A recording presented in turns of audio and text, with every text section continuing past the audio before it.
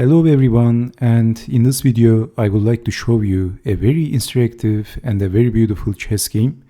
In this chess game we have Vasily Smyslov with the white pieces, the 7th official world chess champion.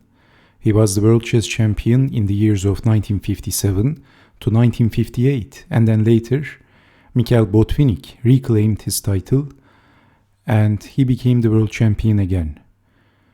So Smyslov is also known for having a very beautiful voice. He was an opera singer. Interesting. Probably the first world chess champion, first and last world chess champion, who was also an opera singer. And Smyslov is known for his consistency, as he was playing at the highest level, despite his age in later years. So in this chess game, his opponent was Cenek Kottnauer, the Czech-British chess master. A very strong chess player for his time, and this was from the Groningen chess tournament from 1946. So this Groningen chess tournament was a very strong chess tournament.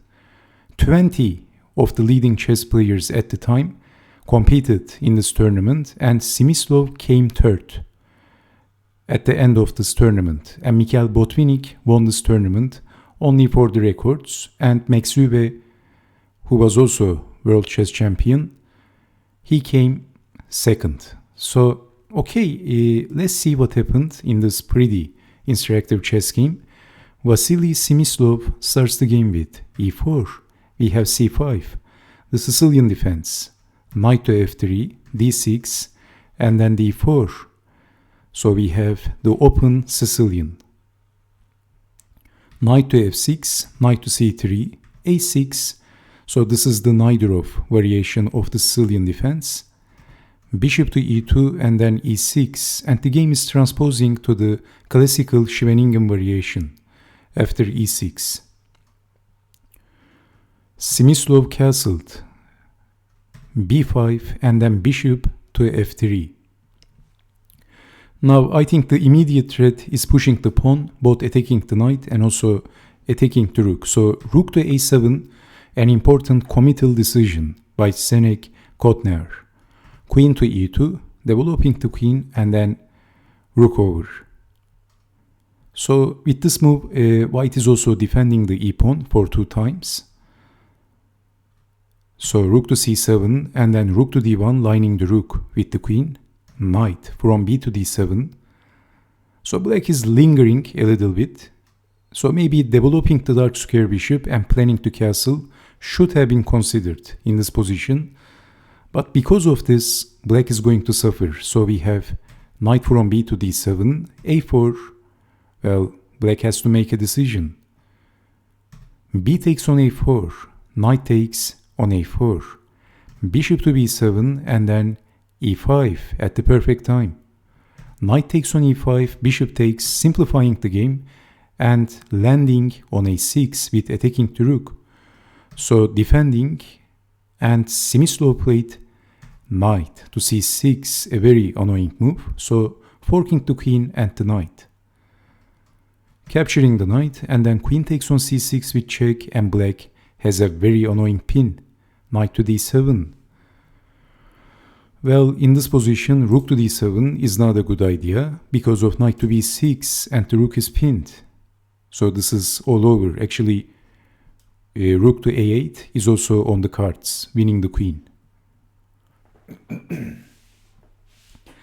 So anyway, we have, after capturing, this is why not blocking with the rook, blocking with the knight, but this move also has a downside. Can you see the downside for black? Smyslov brutally punishes his opponent for not castling, for having a king stuck in the middle and not developing the kingside pieces. Look at the rook, look at the bishop, they're all stuck. So black has a crampy position and it is white to move. Now can you see the downside of knight to d7? Maybe Kottnauer was hoping that Smyslov was going to develop his bishop, and then he's going to develop the bishop, and then he's going to castle. But that only happens in fairy tales, not in real life. The real life is so much more brutal, unfortunately. Did you see White's next move? Okay, so Smyslov played knight to c5, and this is an absolute bone crusher. We have accepting the sacrifice, but before showing the continuation, if something like moving the rook and defending the rook, then simply knight takes on d7, and if capturing the queen, and white is winning. So after knight takes on d7, if rook takes on d7, then rook to a8, pinning and winning. So far it doesn't look very good for Kottnauer, obviously. So after knight to c5, this is why actually there is nothing else black can do. Black accepted the sacrifice. And then Smyslov played another very strong move. Can you see the follow-up of sacrificing the knight? Why did Smyslov sacrifice his knight? Well, did you see the move, first of all? This opens the d file and also this diagonal of that. Smyslov played bishop to f4. Another bone crashing move. And where is the queen going actually? Nowhere. So if pushing the pawn, simply bishop takes. And why not capturing the bishop? Well, this rook is hanging. So we have bishop to d6. Simply if queen takes on f4, then queen takes on b7. With a killer attack, queen takes knight, and if moving the knight, rook to a8, or queen check and then checkmate is also possible.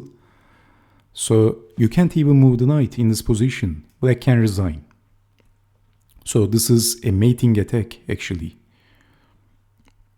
So okay, in this position we have bishop to f4, bishop to d6, and then simply capturing the bishop.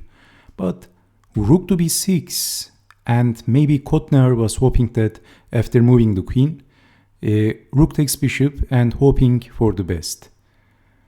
But in this position, Vasily Smyslov, the 7th world chess champion, played a move and Kottnauer resigned. Did you see the move? Well, actually white is winning a piece. So if bishop takes queen, rook takes queen. Smyslov played queen takes knight and black resigned. Fantastic, incredible, especially at this level. He brutally punished his opponent, destroyed his opponent. The possible continuation, king takes on d7 and then boom, bishop takes queen with check. After moving the king, we can save the bishop and white is a piece up.